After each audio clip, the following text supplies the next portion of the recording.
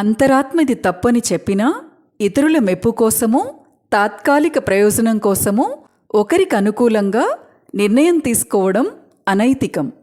సమస్య తీర్చమని దేవుడిని వేడుకోవడం కన్నా ఆ సమస్యను ఎదుర్కొనే శక్తిని ప్రసాదించమని వేడుకోవడం ఉత్తమం. బలం అంటే ఎదుటివాణ్ణి క్రింద పడేలా కొట్టడం కాదు, క్రింద పడ్డవారిని పైకి లేపడం, చేయూతనిచ్చి సహాయం చేయడం.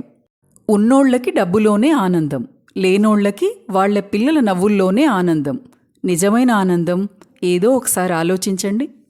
పుస్తకం గొప్పతనం అందులో ఉన్న విషయం మీద ఆధారపడదు, అది మనకు అందించే ఆలోచన మీద ఆధారపడి ఉంటుంది.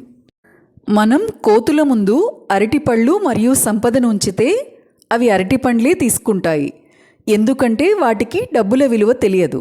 అదేవిధంగా మనుషులను డబ్బులు కావాలా ఆరోగ్యమా అంటే డబ్బులు అంటున్నారు, కానీ పాపం ఆరోగ్యమే అసలైన సంపదని మానవాళికి తెలియట్లేదు.